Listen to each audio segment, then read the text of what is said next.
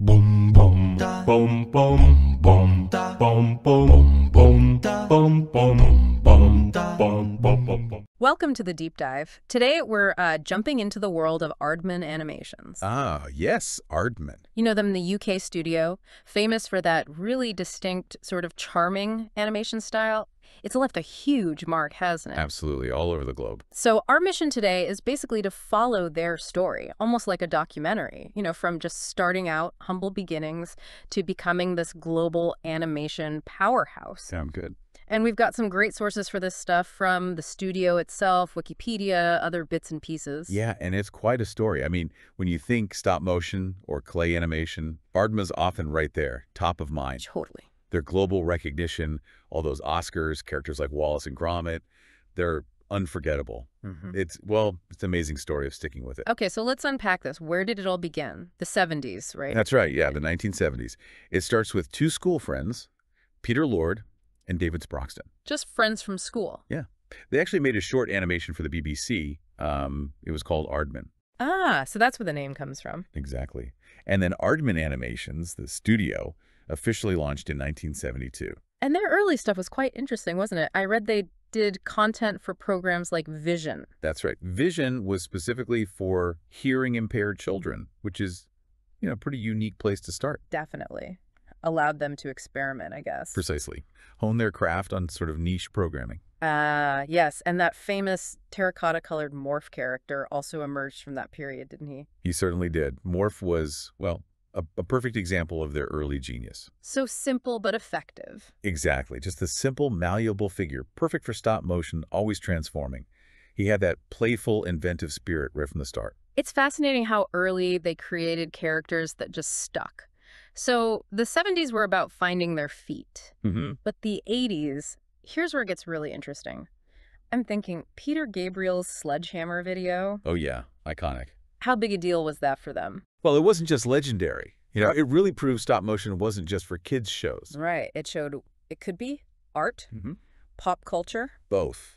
It showed its artistic range, its commercial punch, all on a global stage. It won 9 MTV awards. 9. Wow. Yeah.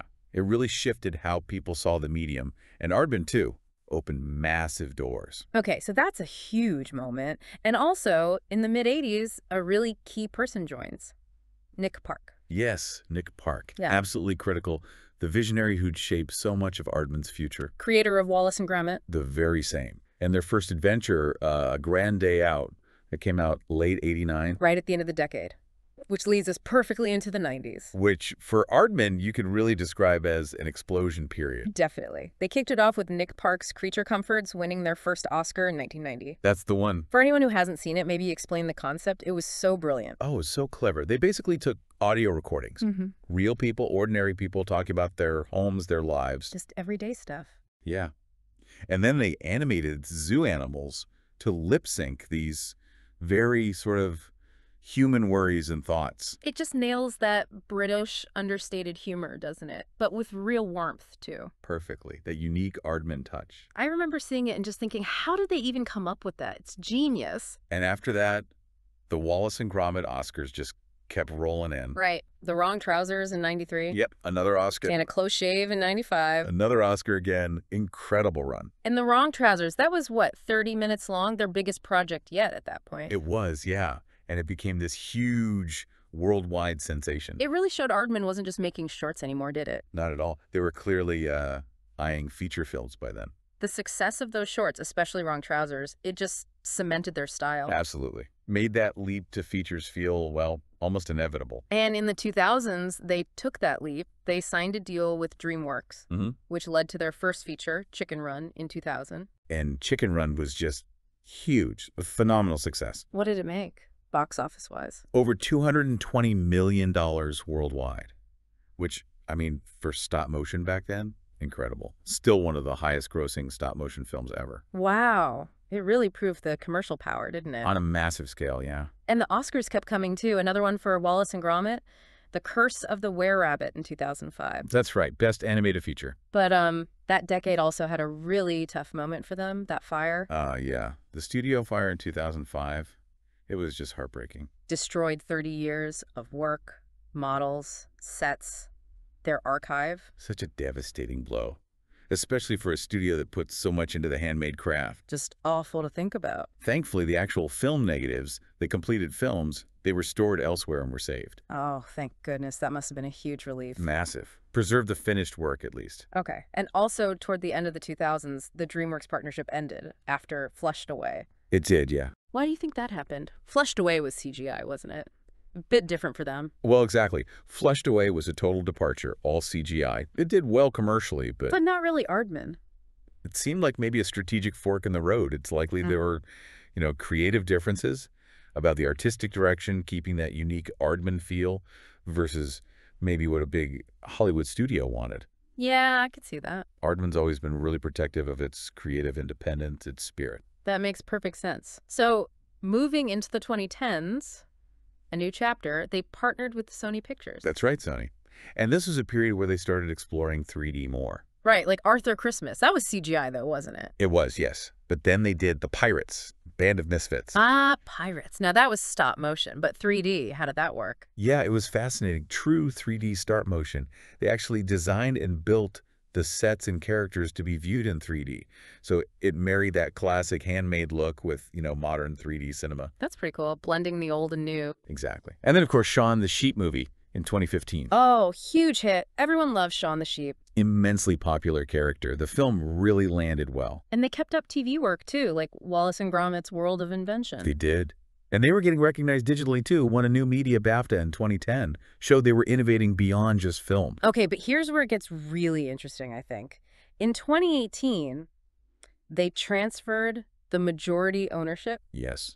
To the employees through an employee ownership trust. That's incredibly unusual in this industry, isn't it? It really is. A huge step. It was all about safeguarding the studio's future, its independence, its creative spirit, making sure that unique Aardman culture lasts beyond the founders. What a fantastic move. It's a really inspiring model, I think.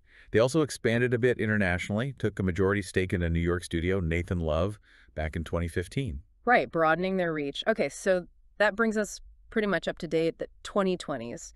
And it feels like they've got a really strong thing going with Netflix now. They absolutely have. It's been a very fruitful partnership. We've seen new Shaun the Sheep stuff, Adventures from Mossy Bottom. Yep, the series. And then there was Robin, that lovely Christmas film in 2021. Oh, that was charming. Really well received. It was. And of course, the Chicken Run sequel, Dawn of the Nugget, that dropped on Netflix last year. Right. So now everyone's waiting for the new Wallace and Gromit film, late 2024. That's the plan. Vengeance Most Foul. Highly anticipated is an understatement. Definitely. And there's another Shaun the Sheep film coming too, The Beast of Mossy Bottom, slated for 2026. They're keeping busy. They really are. And what's fascinating now is they're not just sticking to their own characters anymore. No, they're branching out. Like, they did an episode for Star Wars Visions. Yeah, the I Am Your Mother episode, which was just a delightful mix, wasn't it? Their style in the Star Wars universe. Totally worked. And a special Over the Garden Wall episode, too. Mm-hmm. And they've done a new Pingu series. Pingu. Newt Newt. Huh, exactly. And get this, there's even a Pokemon project announced for 2027. Pokemon, done by Aardman, wow. Yeah, bringing that Aardman touch to completely different worlds, their scope has really widened.